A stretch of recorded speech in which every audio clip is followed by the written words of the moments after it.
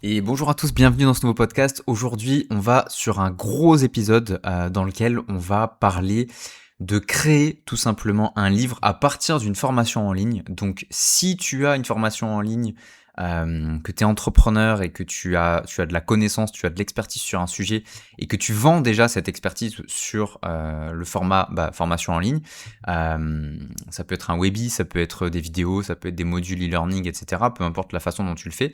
Bref, tu vends ta connaissance en ligne et que tu veux transformer ça en livre, je t'invite à vraiment prendre des notes sur tout ce que je vais te dire. Je vais te donner littéralement le plan complet pour le faire. Comme ça, dans ce podcast, voilà, c'est gratuit, ça me fait plaisir. L'idée, c'est vraiment de t'apporter le plus de valeur possible. Avant de commencer, je t'invite à t'abonner quand même au podcast pour ne pas rater les prochains épisodes. Il y en a plein qui arrivent. Et donc, on va démarrer. Donc la première chose à faire quand tu as une formation et que tu te dis ok, j'ai envie d'écrire un livre à partir de tout ce que j'ai déjà fait dans ma formation, ça va être de rassembler et d'inventorier tous tes supports. C'est-à-dire que tu vas faire un genre d'audit complet de tes contenus et tu vas dire ok, qu'est-ce que j'ai comme script vidéo, comme diapositive, comme fiche PDF, comme session de FAQ, comme support annexe, comme exercice, etc., etc. Et l'idée, c'est d'identifier chaque séquence, chaque mot-clé, chaque notion clé que tu peux avoir et de les classer en fait dans des grandes thématiques ou des modules. Ok, donc l'idée, c'est vraiment d'avoir ce qu'on appelle des modules, hein, littéralement, et te dire voilà, j'ai mes différents modules, je sais à quoi chaque module correspond, et j'ai globalement une vue d'ensemble en fait de ce que je propose. Deuxième étape, ça va être de définir l'angle et la promesse de ton livre. Ok, donc c'est de te poser la question en gros, pourquoi est-ce que je publie cette formation en livre? Alors je sais, tu vas te dire, pour faire de la thune. Oui, j'imagine bien, mais c'est aussi la question de quel est le bénéfice distinct que t'apportes au lecteur. Quel est l'intérêt pour quelqu'un qui a déjà ta formation d'acheter ce livre? Parce que ces gens-là sont aussi la cible en fait. Donc bien choisir l'angle, bien choisir aussi le positionnement narratif que tu vas prendre. Donc en gros, est-ce que tu vas faire un guide pratique? Est-ce que tu vas faire un essai? Est-ce que tu vas faire un manuel pédagogique? Est-ce que tu vas faire un mode d'emploi? Voilà, ça dépend comment tu veux écrire ton livre, mais c'est de bien choisir en fait quel angle tu vas utiliser. Et moi, c'est un travail que je fais du coup avec mes clients. Je les conseille sur ça, on travaille ensemble sur ça, si jamais ça t'intéresse. Et aussi, évidemment, c'est de clarifier la promesse principale que tu vas mettre en avant. C'est ce qui va aussi déterminer l'angle. C'est-à-dire que par exemple, est-ce que tu vas aider la personne, tu vas lui promettre d'acquérir une compétence? Est-ce que tu vas lui promettre une transformation personnelle? Est-ce que tu vas lui promettre une transformation professionnelle? Est-ce que tu vas lui promettre des rencontres avec des gens en particulier? Voilà, peu importe la promesse, mais il faut qu'elle soit extrêmement claire. Et je crois avoir fait déjà quelques épisodes à ce sujet. Et si c'est pas le cas, j'en ferai de toute façon probablement.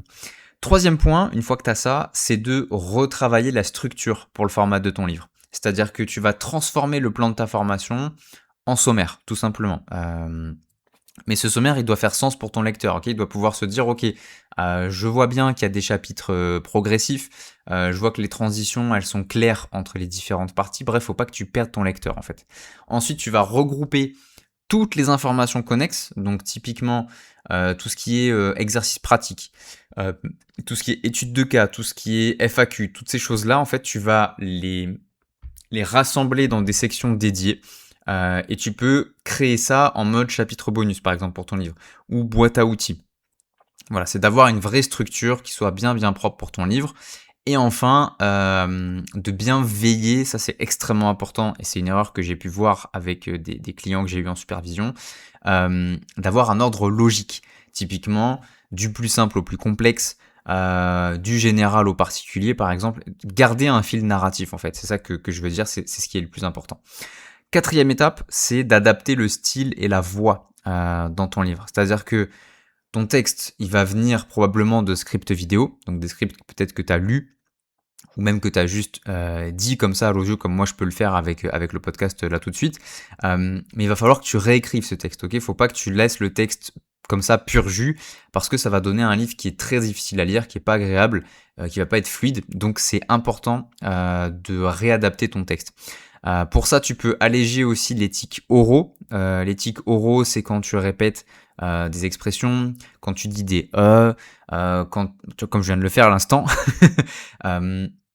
les adverbes inutiles aussi, ce genre de choses, et rendre aussi le contenu un petit peu plus littéraire sans forcément le rendre trop verbeux, mais quand même un minimum sympa à lire, quoi. Il faut que ça soit cool à lire, faut pas que ça soit casse-couille entre guillemets.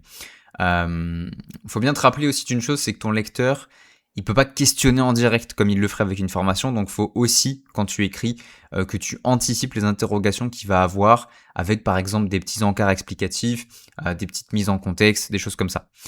Une fois que tout est bon, il faut que tu renforces aussi la pédagogie papier. La pédagogie papier, c'est en gros, par exemple, que chaque chapitre peut s'ouvrir avec un résumé des objectifs, ou pourrait se conclure avec un petit récapitulatif ou un exercice ou par exemple un petit challenge ou quelque chose comme ça pour ancrer les connaissances que la personne elle a apprises au sein du chapitre concerné.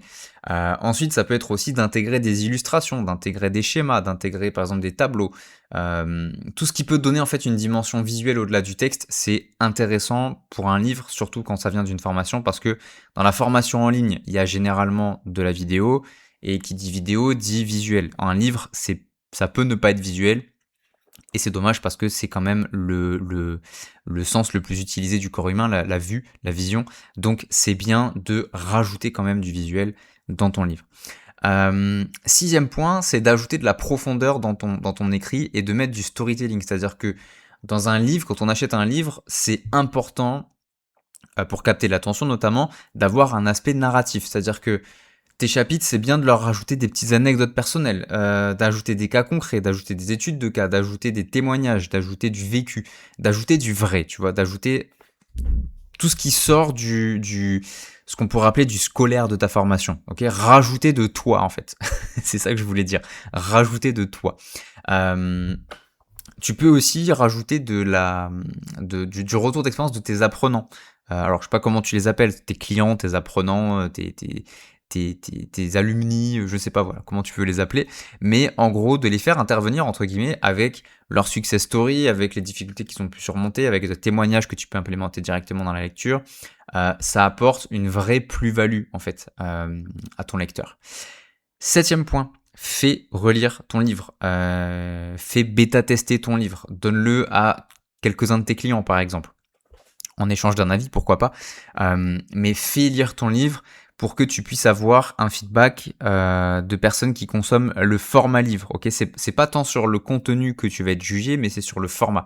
Donc c'est important de pouvoir te tester sur le format, de vérifier que ton livre il est clair, de vérifier que la cohérence elle est bien présente, de vérifier que ton contenu il est accessible, de vérifier que tes passages ils sont pas confus, qu'il n'y a pas de répétitions qui servent à rien, que c'est fluide en fait. Ça c'est super important aussi. Donc là, voilà, la relecture.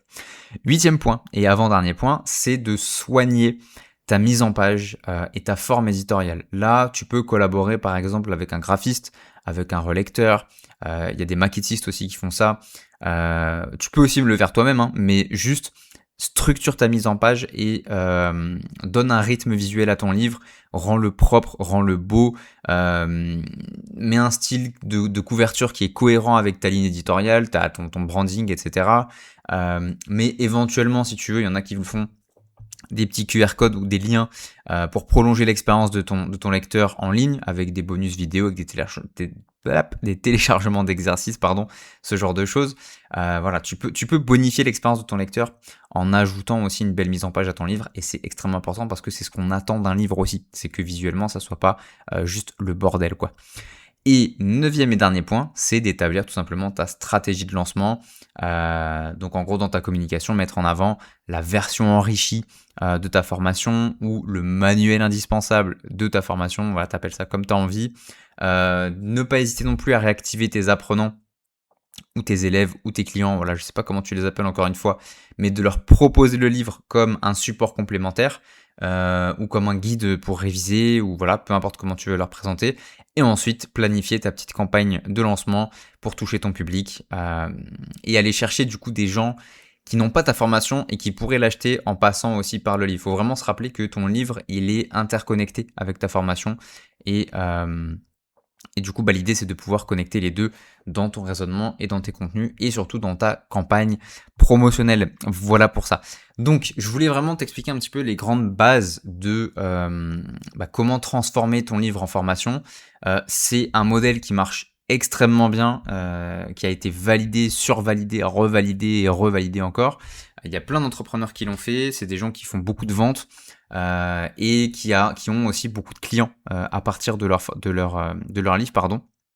Donc je t'invite vraiment, si tu es entrepreneur, à avoir un livre qui va résumer ta formation. Alors ta formation best-seller, hein. Si tu vends une formation, admettons, à 2000 € et que c'est ton programme principal, c'est très très bien d'avoir un livre associé à ça. Si ça t'intéresse, c'est un travail que je fais pour mes clients. Les gens me contactent pour le faire, justement. Ils veulent pas forcément se taper le travail d'écriture et tout ce que j'ai listé aussi comme étape. Donc à savoir retravailler la structure, refaire un sommaire, préparer un format, définir l'angle, définir la promesse, définir le public, ajouter de la profondeur, du storytelling, toutes ces choses-là, mettre en forme éditorialement parlant. Voilà, on n'a pas forcément envie de faire tout ça, c'est peut-être pas forcément ton métier si tu es formateur en ligne. Donc sache que si ça t'intéresse, c'est mon métier de prendre ta formation, l'analyser, comprendre ce qu'elle apporte et la transformer en livre, et je fais tout de A à Z. J'écris entièrement le livre et je te livre le fichier PDF ou Word qui est prêt à être envoyé sur le marché, notamment avec Amazon KDP par exemple. Voilà, c'est un truc que je fais. Donc je te mettrai les liens dans la description, tu peux me contacter quand tu as envie avec tous les liens qu'il te faut. Il y a également un quiz que je mettrai dans la description, c'est un quiz qui va te permettre de savoir si c'est le bon moment pour toi d'écrire un livre.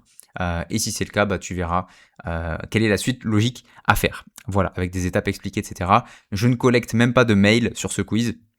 Donc voilà, t'auras pas besoin de te désabonner d'une séquence mail ou je ne sais quoi. T'es tranquille. Voilà, c'est vraiment un outil qui est gratuit, qui est à libre disposition. Donc n'hésite pas à t'en servir. Voilà pour ça. Je te souhaite une belle découverte en tout cas de ce quiz avec tous les liens qui sont juste en dessous. Et je te dis à très vite pour un prochain épisode. Salut!